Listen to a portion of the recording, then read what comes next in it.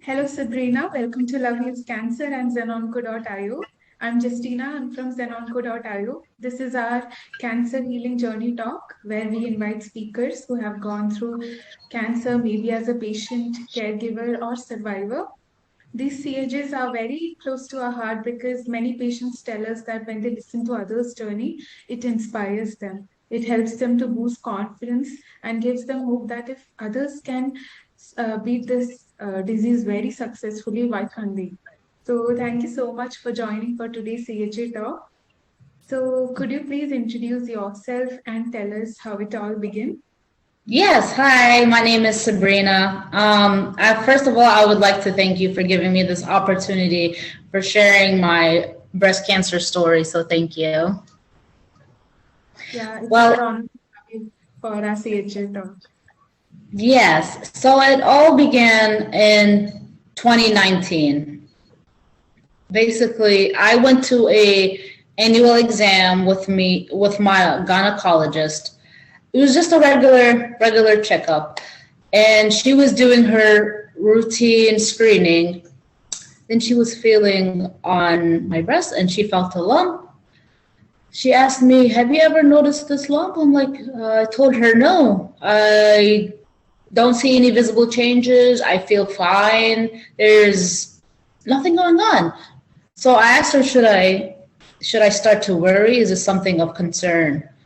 She tells me, "No, I'm not worried about it. It's nothing of concern, but I would like you to go check on it just to make sure everything's okay." So I said, "Okay, fine." I did not think anything of it because honestly, cancer does not run in my family. We don't have anybody with breast cancer. It's not genetic. So even mentioned it to my family and to my husband, and they just brushed it away, brushed it off, and said, "No, don't worry about it. No, I'm sure it's just a benign tumor." So after that, about a couple of weeks later, I get a phone call to start testing. So I did biopsies, I did a CAT scan, MRI, bone scan, name it, I've done it. And during this time, while waiting for my answers, I was starting to get a little worried. I was starting to get a little worried because of all the tests that I had to do. And I tried to confide in my family and friends, and they were trying to calm me down and tell me everything will be okay, and we'll wait for the results and see what to do. So the time came for me to get my results. And my husband asked me, "Do you want me to come with you?" I said, "No, it's okay. I'll go by myself," because I'm thinking everything will be okay. Like, it's going to be a benign tumor. So I'm in the doctor's office waiting for the nurse to come in. And like I said, I'm by myself. She comes in and tells me my results. She's like, "Ma'am, you have invasive ductal carcinoma." I said, "What is that?" Then she tells me, "Sweetie, it's cancer." After I heard that word, I burst out into tears. Because I was in absolute shock. And honestly, this is a moment that I will never forget. I will never forget that day she told me that. So I tried to recollect myself, because now my main concern was getting health insurance. I did not have any, honestly. So that was the first thing I had to deal with, and then telling my husband and my family. I come home and I told my husband that I have cancer, breast cancer. It's stage 2 breast cancer. And he took it pretty well. I know it hit him hard, but he showed me how strong he is, and he told me that he'll be there for me every step of the way, and that I don't have to worry, everything will be okay. So then my next step was, obviously, I have 3 kids, and at that time they were younger. So I had to make sure not to tell them too much information because they're not going to understand everything, obviously. So we kept it simple. We told them Mama's going to be a little sick, more tired than usual, but I want you to know that she'll be strong and I need you to be strong for me and everything will be okay. So after I told them that, I have my youngest at that time was 5. He didn't really say much, and then my oldest two seemed a little confused, but they were a little concerned. But they listened to me and took it to heart. So then starts the long journey of treatment. Now, my main priority was finding a great oncologist. And I did find her, and she's amazing. She told me that I had to do about 7 months of chemotherapy. That was the first thing that I did. This is after all the biopsies and mammograms and CT scans. The first month I started with something called AC chemo. I'm sure some of you might be aware of what that chemo is. They call it the red devil because it takes a toll on, well, because it's red, and also because it takes a toll on your body, honestly. That's the hard chemo. That's what I call it, the hard chemo. So after the first treatment of AC chemo, I actually went to the emergency room. I'm not quite sure exactly why I went. I was having some sort of adverse reaction to the chemotherapy. And, they gave me fluids, IV and whatnot, and medication to help with the nausea. I know nausea was a big, big concern. Then after that, there was 3 more weeks left of AC chemo. My mom came from Virginia. I'm in Texas right now. My mom came from Virginia to help with my kids and I. And during that time, I was pretty tired. I was fatigued. Couldn't eat much, but I still kept my spirits strong. I had a lot of hope. I held on to faith, and I kept pushing. Then after a month of AC chemo, I started 6 months of Taxol. That's another type of chemotherapy. Now, I'm lucky to say that starting Taxol, I honestly did really, really good because I didn't have any side effects. And I was so worried because I was in the chemotherapy room with my husband, and I remember seeing some people like complaining in pain, their back hurts, their head hurts, they're nauseated. And I'm like, oh no, please don't let that happen to me. And it didn't. I thank God for that. It did not happen at all. So then I forgot to mention how I had to tell my family and friends about having to go through this process, and some of them broke down crying. Some of my friends broke down crying. Some of them were in disbelief. Some of them got mad. But at the end, they were always there for me. They are my biggest support system. I couldn't ask for anything better, honestly. My husband's there for me every single day. None of my family live here, but it doesn't matter. None of my friends at that time lived here either. So it was just, I relied on phone calls, text messages, video chats. And also I would like to mention Instagram. Honestly, Instagram helped me a lot by connecting with other people online that have gone through the same thing. I've gotten a lot of pieces of advice from my fellow breast cancer warriors. So my main thing, I always like to say mental health matters, because if this is right, your mind, then your whole body will be better. I'm not saying it'll go away. I'm not saying that it'll be 100% easy, but it'll be easier. if you can get your mind right and get your priorities straight, everything will come together and the process will be much easier. So that's what helped me. I kept my faith strong. I prayed to God to keep me safe, to keep me healthy, and to keep my family healthy. So then after the 6 months of chemo finished, I had a single mastectomy in March 2020. That I was afraid of the most, because losing a piece of your body is just, I thought it was insane to me, to be honest. I'm not going to lie. I was really afraid. And I've done surgeries before, so this is not my first surgery. So it's not the surgery part I was afraid of, it's just the fact that I've, something that's a part of you and you're losing it.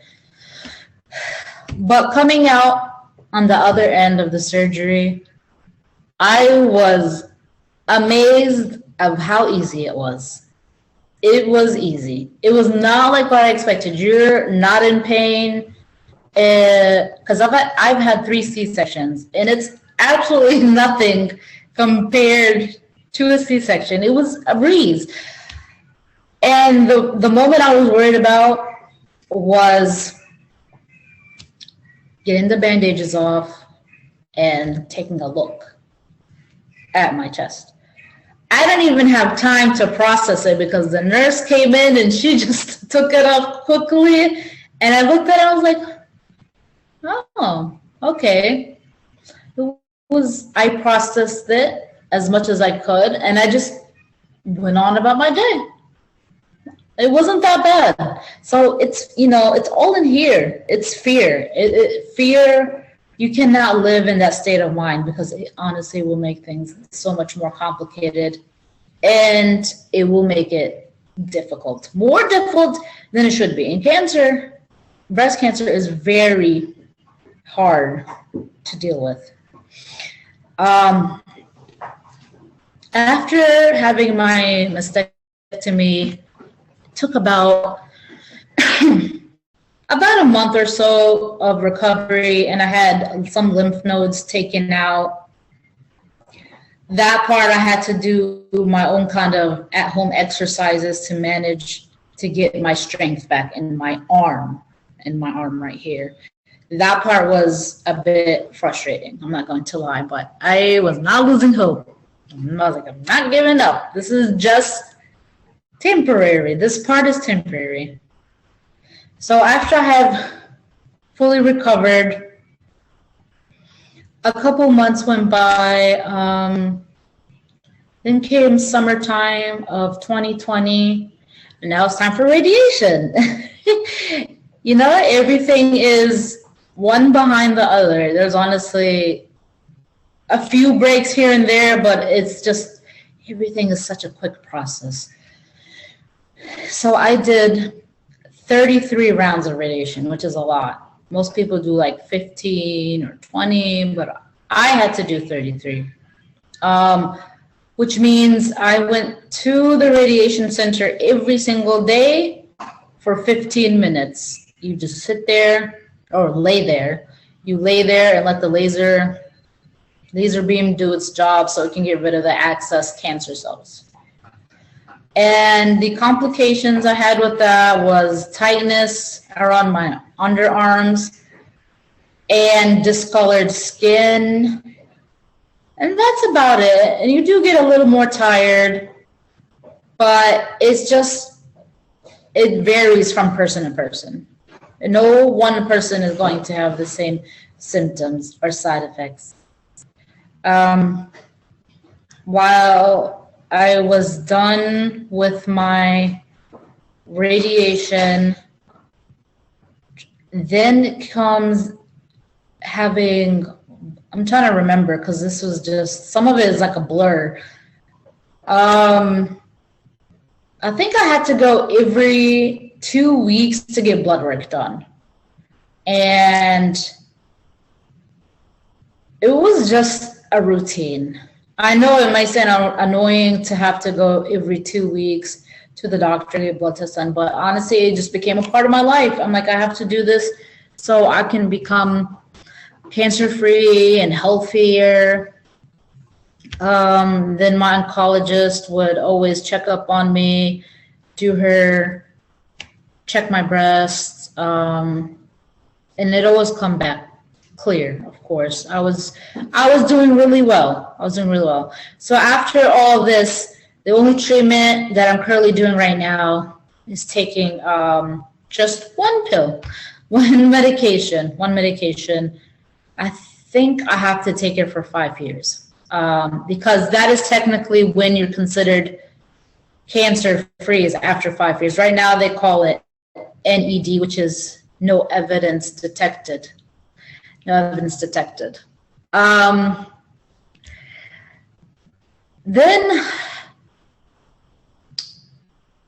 fast forward, I had to be menstrual-free.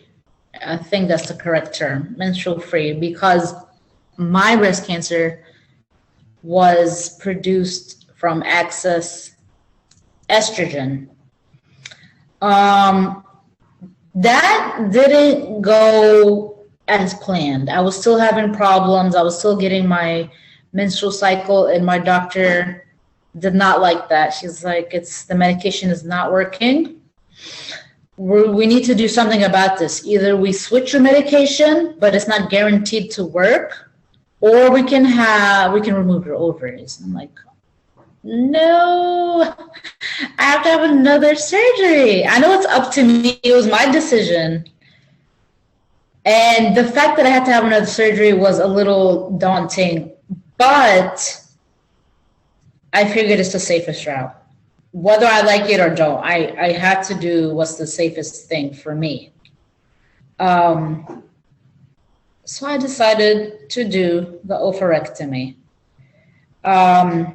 And one of the biggest factors is obviously when you remove your ovaries, you can't have any more kids unless you freeze your eggs beforehand. I have 3 kids, so I said, I'm done. I don't want any more kids, so I'm fine. Let's go ahead and do the surgery. So I did the surgery actually a couple of months ago in April 2022.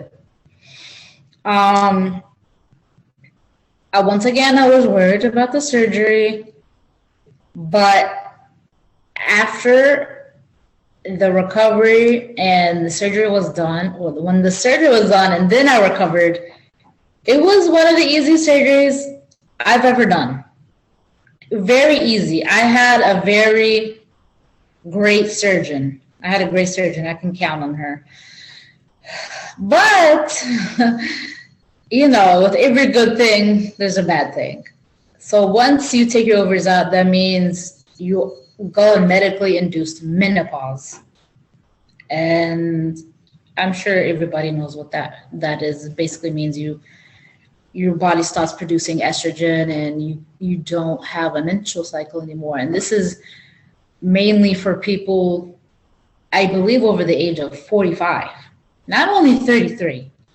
So this is having an effect on my body.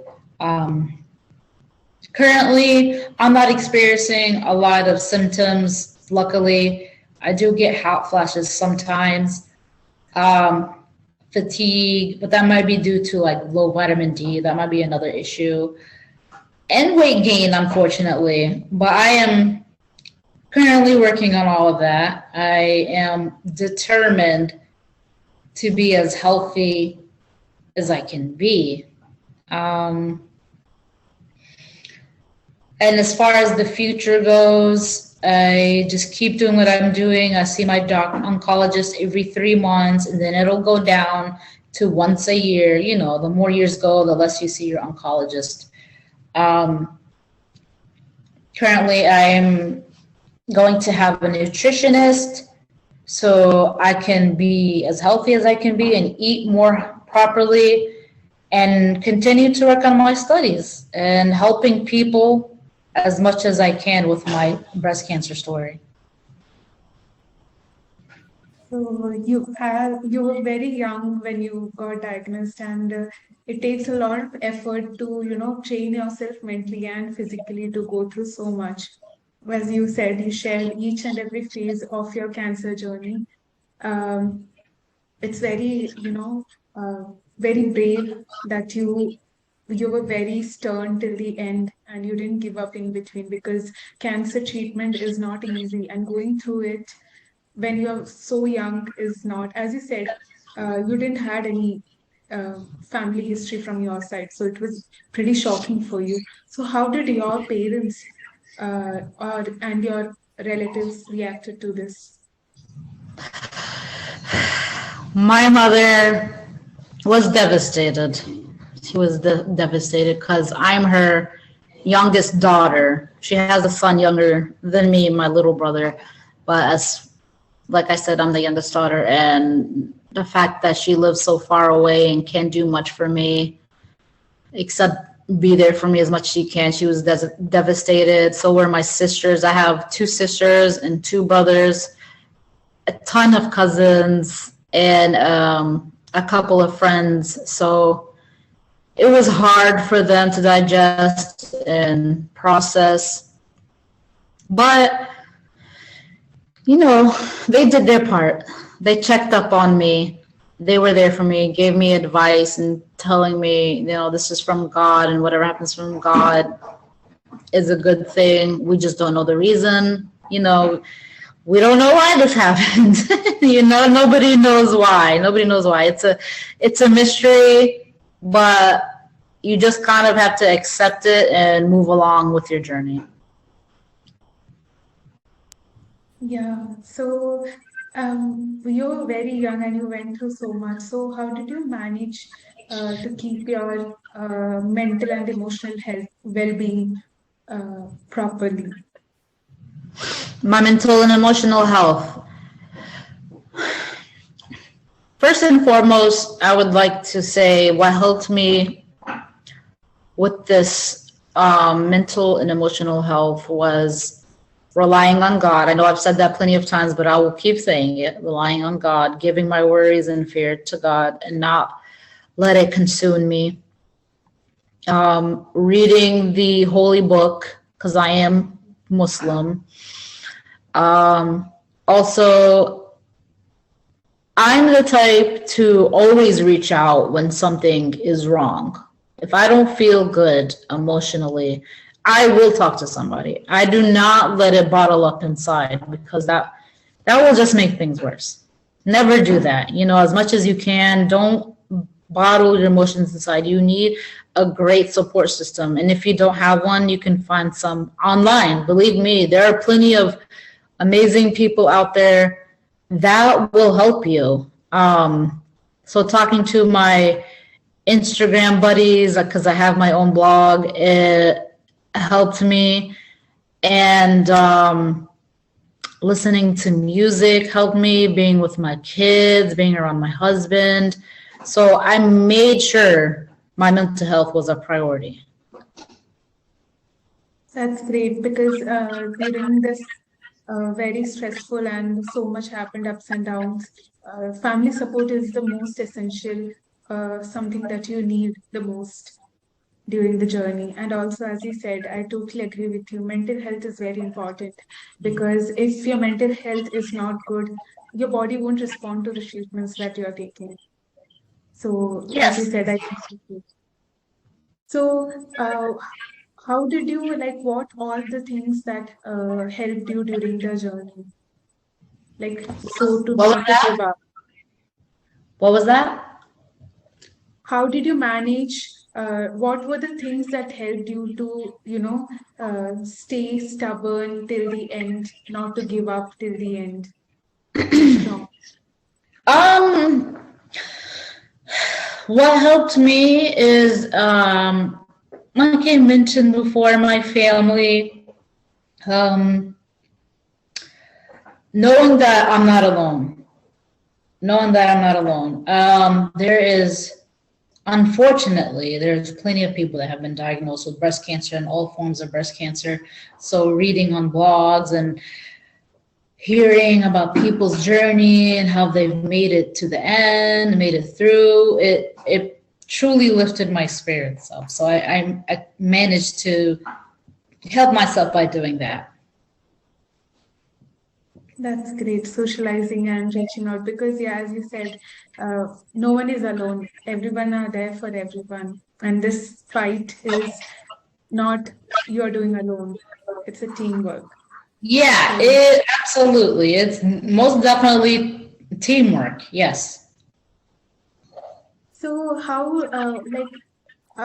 as you said, that so many treatments you underwent during that time. So, was there any lifestyle changes that happened in your life and which is still you are following? For example, like diet plan. Oh, yes, yes. I forgot to mention that. Well, I decided to eat more healthy while I was going through chemo by mainly consuming mainly a plant-based diet. I don't want to say I was vegan because I still had poultry and meat, but very scarcely did I have it. Maybe like once a week or once every 2 weeks. And my metabolism was actually very good. My appetite was well. Some people don't eat because they're so nauseous from the chemotherapy, but I made sure to do ginger shots, and that helped. So I kept eating. I kept eating, but I did not gain weight. I actually lost weight. I wasn't planning on losing or gaining. I wasn't worried about that, of course. I was just worried about my cancer and being healthy. Um, and incorporating my daily walks. That's one of the main things for me. Letting my steps in at least 10 to 12K, 10,000 to 12,000.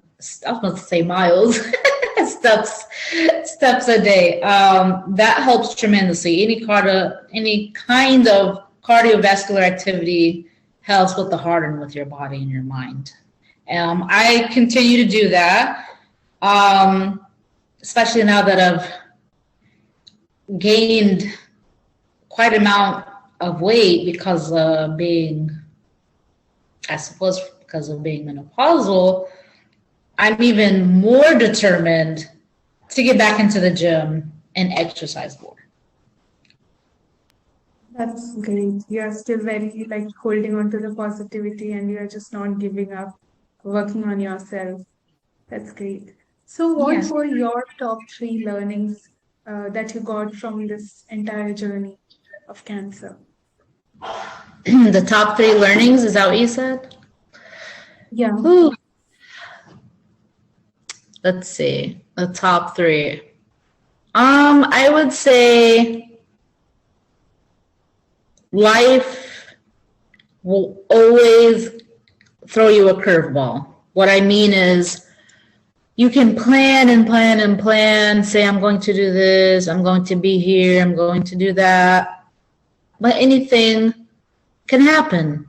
I learned that cancer does not discriminate. Cancer does not care how old you are, doesn't care if you're male, female, it doesn't care where you're from, white, black, Arab, Indian, doesn't care. It affects all kinds of people. And another thing is I realized just how strong I am. I mean, not a lot of people can handle cancer the way I did. And there is plenty of people that have handled it the way I did. But a lot of people live in fear, anxiety, too many negative emotions. I didn't let that happen to me. So I realized my mental capacity is much bigger than I thought it was. That's great that you had that willpower till the end, the hope, the faith, as you said, the self-affirmation that you had that you will win this battle. So, Yes. what would be one message that you want to convey to the cancer patients and caregivers who will be listening to you? I would like to say, first and foremost, do not give up. Do not give up. Have faith in yourself.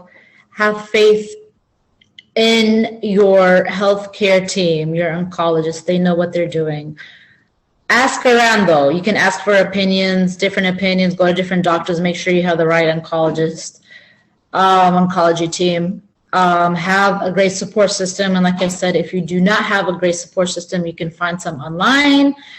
You have me. I'm on Instagram. There's Facebook groups, TikTok community, plenty of websites online. People will support you. People will support you. Um, I want you to know that you're strong and you need to believe in yourself. Do not give up, and you got this. Everything happens for a reason, and just don't dwell on what that reason is, and hopefully you will be fine. And you got this. Beautiful. So, as you said that everything happens for a reason, like every chapter in your life happens just to teach you something. So, I take this journey of yours as a chapter of your life. So, to sum up this chapter in one sentence, what would it be? Oh, that's a good question. um, Cancer did not beat me. I beat cancer. Amazing. I like it. Thank So, you. thank you so much for sharing your cancer journey with us. It was really inspiring listening to you, and also we wish you all the very best for all your future endeavors ahead. So Oh, thank you thank so you so much. I really, really appreciate it. Thank you for having me. And thank you for giving me this opportunity to share and help others in this journey. Yeah, definitely. It's going to help a lot of people who will be watching your session. And thank you so much. Take care. Bye. Bye.